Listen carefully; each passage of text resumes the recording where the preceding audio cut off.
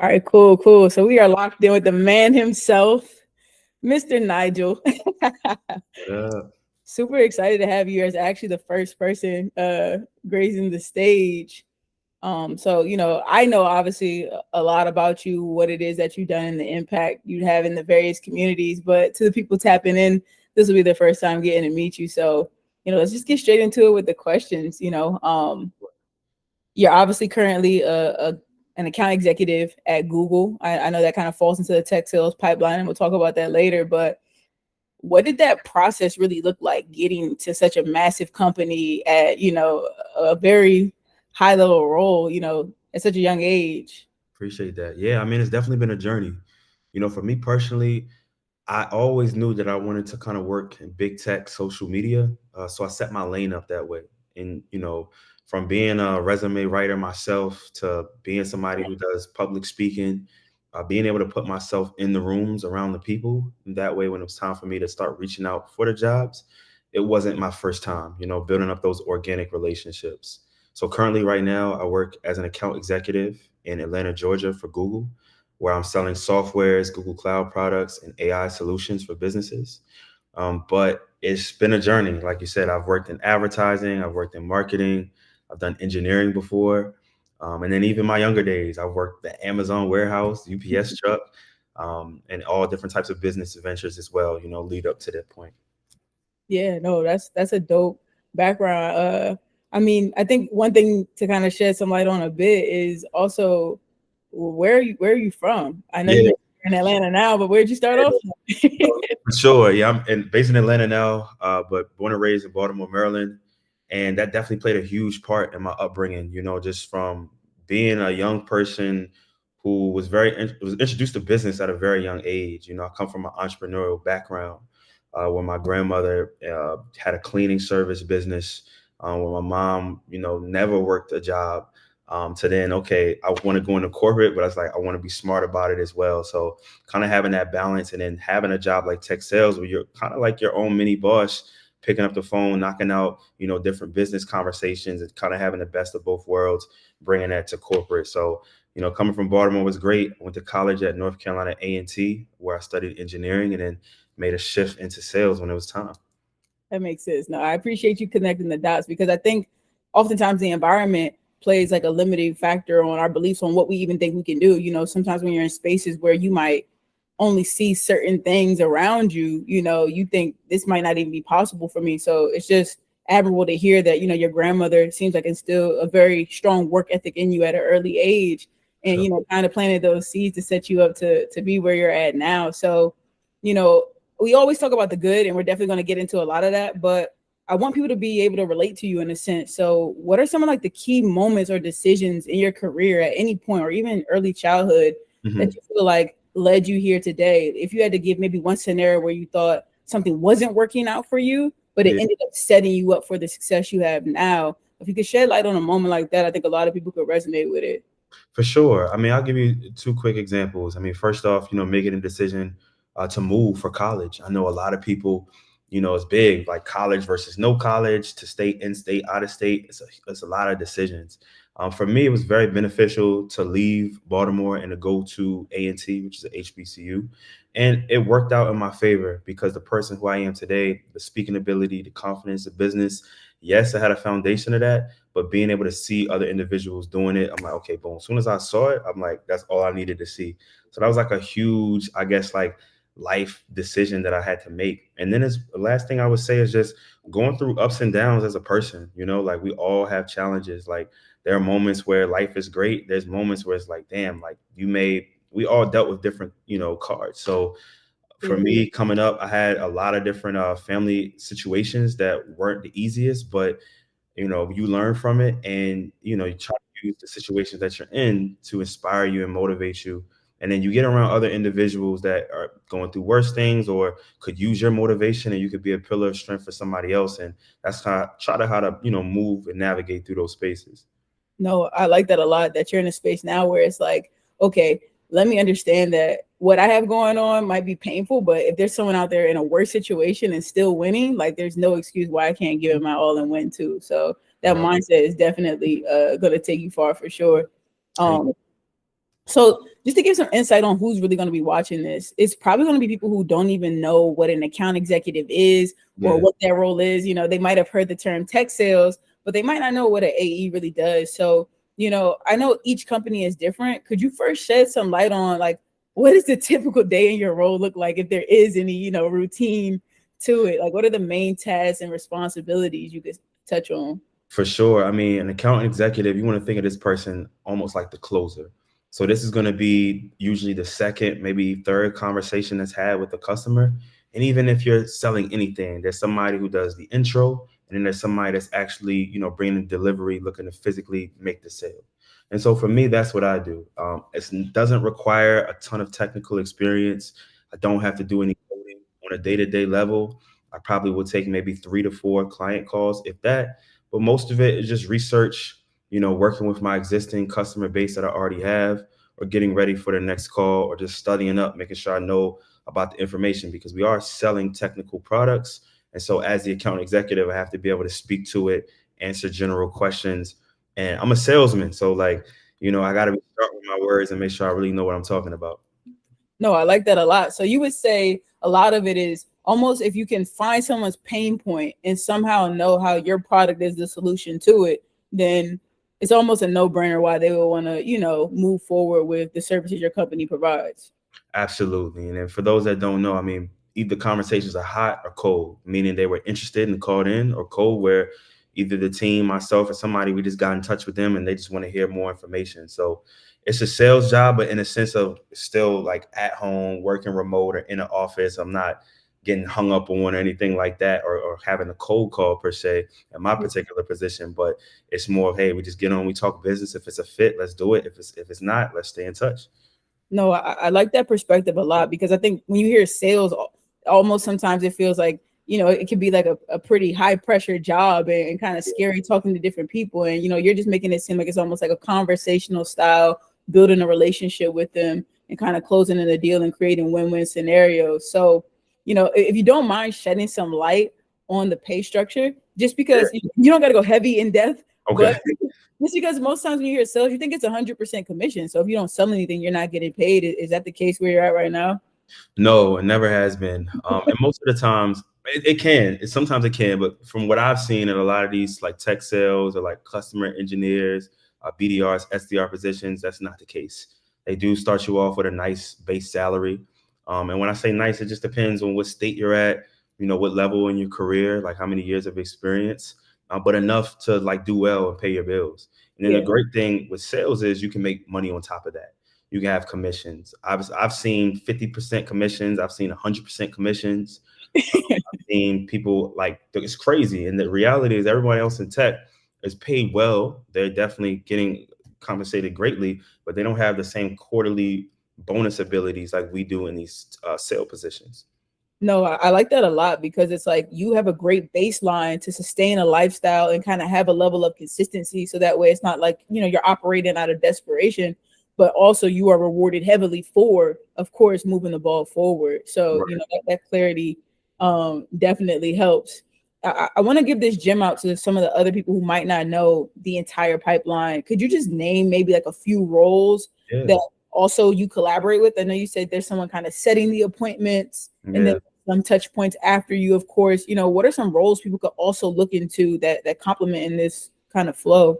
For sure. I really break it down maybe into like 4 roles. Maybe the first one that's going to, you know, be the starting point is going to be the business development rep, all right, or the sales development rep, BDR for short, SDR for short. And these are what we call usually the setters. Are going to be a little bit more phone activity, but you're not really selling. You're just like, hey, what's going on? We got this great product, or I saw you was at this workshop or this webinar. We want to put you in touch with our team. Is it a good fit? Great, awesome, done. So that's really your job as a BDR, SDR. From the next conversation, that's where I'm going to come in, you know, the account manager or the account executive. It's going to be my job to translate this conversation, which could already have happened, or I could be the first one. And I'm trying to literally physically build an interest in their product where they're actually willing to spend money, or they would like technical resources. So after this conversation, if they're interested, they want to implement technically, or they want to know how much things cost, or whatever the situation may be, if I have enough skill, I could just do it myself. But as a newer AE, or just even just an AE period, you have the ability to bring in resources. So now you could bring in a subject matter expert, which you could learn a skill. You guys are in boot camps or workshops. You learn one skill and just become a subject matter expert and do that job. Or you also could be like a sales engineer or customer engineer, where their job is just like mine, but they are going to go way more in depth on the technical level. They're going to physically show the customer, hey, here's how you implement this code. Here's how you put it in this program. And then we're going to work together as a team to make sure that they purchase it, to make sure that they're good. And then I will maintain the communication with them. All right. Well, the customer engineers, they're a little bit hands off. They come in, they put it together and they leave. Same thing with the BDRs, SDRs. They pick up the phone once and then they're done, off to the next one. I kind of maintain, I'm like the personal AE for the client. Yeah. No, I like that a lot. You're almost like the lifeline between, making sure they get onboarded, but then also they see the success with it and, expand into even more features and offerings. So that's pretty dope. I know you mentioned the whole boot camp piece in there. A lot of people watching this are probably going to be going through a boot camp to learn these skill sets. After you get into a role, does the learning stop? I want you to shed some light on, how does Google support the professional development and the career growth within, you specifically or the people around you?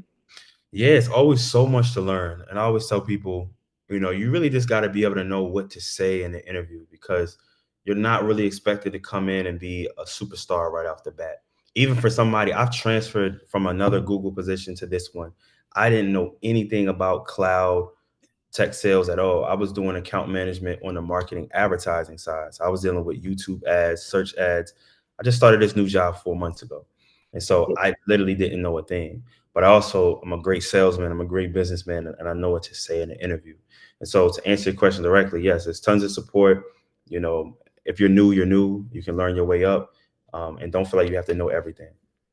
So the biggest thing is like getting that baseline. Like once you have some type of foundational knowledge, and you can show them that, hey, I'm willing to learn and grow. That's mainly what they're looking for, more so than someone who knows every single thing about, what it is that they're selling. Like the expectation is that they're going to have to train you a little bit on the company and the product and those types of ebbs and flows. Absolutely. Absolutely. And if you can speak the language internally, it's always a huge plus, Okay. I like that. I like that. So I know you talked about connections and relationships and being intentional at A&T. Do you have any insight on how impactful getting a referral has been for you, if you have gotten any in your career so far? Yeah, definitely. I mean, fun fact is what I always tell people, I'm a huge believer in not rapid applying. Like a lot of people get so burnt out and frustrated in the job searching process because they feel like they've applied everywhere and they haven't heard back. In this economy, it's a needle in the haystack. The referral is going to go a long way. But more specifically, I'm all about connecting with people that work at the role that I want. Because if and when you get the interview, these people are going to be able to point you to the hiring manager. And more importantly, they're going to be able to give you insights, tips, and knowledge on what to say in an interview. And that's what I've done throughout my whole career. I worked at Google. I work at Google now, and then I came from Facebook. Both of those positions that I came into, I did not apply and they just hit me up. No, it was based off relationships, with people in real life, whether at conferences, on LinkedIn, through my personal brand, and then through building that up organically. They're like, yo, throw your name in the hat. We'll have somebody on the other side looking for it. And that's how I've always gone about it.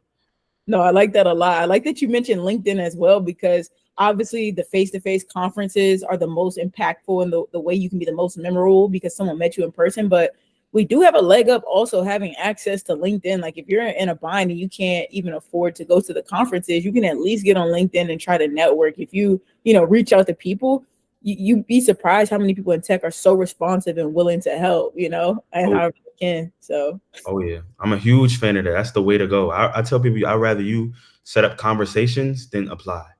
Yeah, for sure. That's a good gem right there. I hope they're paying attention and write that one down. There's a lot of buzz in social media right now around tech. Like everyone is trying to promote, the good side of tech, why you should go into it. And it is a great career field. It is the best industry, I think, of all. But what are some of the common misconceptions of like working in tech in Google that you'd like to address, if you could think of any? Like, I wish I would have known this, or they should probably know this still. Yeah, I mean, it's a few misconceptions out there. I think the biggest one is that like to work in tech, you have to be a complete brainiac, or like madman or wizard on the computer. And that's not the case. There's so many different roles. There's creative roles that you can do in tech. Any job that you can do anywhere, you can do in tech. I will also say that, it's not always as glamorous as it seems. Like, I know I may contribute to this sometimes, but as we make content and do these different things, but like, it's hard work. It's still a job at the end of the day. It's still performance based. A lot of these positions, they expect you to do well. Another thing is, don't get hit with the imposter syndrome. Know like that you belong. That's another big thing. Like, for me, when I stepped into Facebook, it was crazy. I'm hearing it where everybody went to school. It was Harvard, Brown, Yale, Penn. I'm like, all right, all right. But it's all good. You're there for a reason. So, and we are in a time where college is honestly, the value has dropped significantly. So do not worry about where somebody grew up, went to school, and just do your best and make it work for you and your family. Definitely can be lifetime generational change in money. Yeah, I mean, you hit it on the head. It's almost like the playing field is the most even it's ever been for anyone looking to break into tech with the right connections, the right boot camp and skills. If you just focus on that for a short period of time, I mean, like you said, you could set your family up, for success. So I know a big thing people focus on is the money, right? When you're first trying to get the job, you're like, I'll do whatever. I just want to make six figures, And as you get used to that lifestyle and that amount of money, you start to realize like, okay, like I kind of don't like these things about the job, and you kind of get picky. So I want to speak to culture because I think that can really make or break your experience in tech. How different is the culture and, going from like a Facebook to a Google or any other companies you worked at? What makes Google special culture wise? Yeah, I mean, Google's great as a whole. But I really compare like these companies to a school. You can go to a great school, but have a tough teacher. And it's a really hard time. So it's the same thing at a job where like the company is great, but like you and your manager may not get along, or like they maybe micromanage you and you, or like you're working too much. So I really would tell people you focus on getting on the right team and right manager is going to make or break your experience. You want to look to somebody that's going to be honest, but not overbearing. You want to work with somebody that's growth minded, that's also doing well, and somebody that's more complimentary and fit your style. You kind of coming in with that mindset of like, you're a top candidate, you have the experience, and they need you, not in like a cocky or arrogant way, but just understanding that you want to be on a great team. We're not desperate per se. Like, we have value. Like, I tell people, I treat myself like I'm in the NBA. I'm a first rounder. I'm a top pick. So it's like, yo, if you the first group don't want me, that's fine. I'm going number 2. So that's how we got to think. Yeah, I like that a lot. So your mindset is almost like this interview is a two-way street. As much as you all, as much as I want to work for your company and get this role, you also are going to get, some value from bringing me onto your team. Like, it's a win-win scenario. I love that level of confidence. So, one thing you kind of touched on like a little bit earlier was, you being able to work from home and create your own schedule. So you would say you're more so in a task-based role where it's like you can create the flexibility you need to a certain extent. And so some days it might be 12, 8-hour days. Other days, it might be a little bit more relaxed. It's more like on a higher scale, are you hitting the right numbers? No one's really micromanaging you. You mentioned being your own boss a little bit. Yeah. Speak to what comes with that, because I think everybody hears being your own boss and they see it as a positive thing, but you also still have to push yourself to show up. No one's down your back with a microscope, right? Yeah, definitely a lack of structure some people don't benefit from. And I even say sometimes myself, like I try to go into the office, or whether I'm working from home, maybe leave, get out and just get some type of structure rolling. The great thing about sales, a lot of the sales jobs, they can be flexible, meaning especially as the account executive, I can then tell the BDRs and SDR and say, hey, I only want to take meetings from this time to this time. Right. And that has nothing to do with the manager. That's now me and the team that I'm working with. And same things BDRs, you guys could set up, so I'm taking calls from this time to this time, but as long as I hit X amount of numbers. So it's a numbers based thing. So some people work nights, some people work mornings, they send out their emails, whatever the case may be. For me, it works well because I'm a huge fan of having the job, complement my life, not the other way around. Like a lot of people try to fit their life after the job. No, I'm putting the job into my life, if that makes sense. No, I like that a lot, because it's like at the end of the day, you have so much to do. It's not like your sole responsibility is talking to customers and getting sales. While that's very important, you still have to squeeze in time to train and stay up to date with, the changes of the technology and so much other stuff going on. So I like the fact that you're able to kind of create your own lifestyle and kind of be where you need to be at the right point in time. I know we're pushing up right here on time here. I appreciate you squeezing out some. Yeah, no Really, worries. the last question, the last part of this is just going to be what I like to call your millionaire minute. You know, as I said earlier, these are going to be people who are looking to break into tech. They might not even really understand the industry. If you could give like any nugget, any gem, one small takeaway, an actionable item they could do as soon as they get off this call, feel free to share that with them so they can, get their ball rolling and be on the other side of the screen one day. Yeah, for sure. I'll just give you guys a quick 1 minute spiel. The first thing you want to do is create yourself a sheet or Excel, and you want to go ahead and start listing out potential companies that you want to work with. Do not reach out to anybody. Do not apply. It's simply a brainstorming exercise. Before this, on the prerequisite level, of course, you want to have the resume, LinkedIn, all of that stuff. Great. After you list out about 10 to 20 companies, you're then going to start looking for roles at the companies. Again, do not reach out. Don't apply. Just list the link of the role.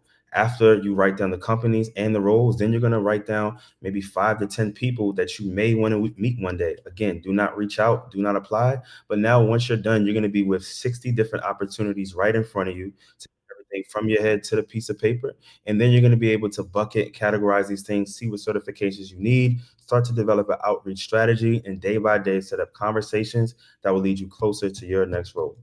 That's the account executive and you shining out for sure with the strategic game plan. I like that a lot, man. No Well, doubt. it's been a pleasure talking to you, Nigel. You mentioned that you do help with resumes as well. So Yes. let people know how they can get connected with you and, reach out to you and follow you.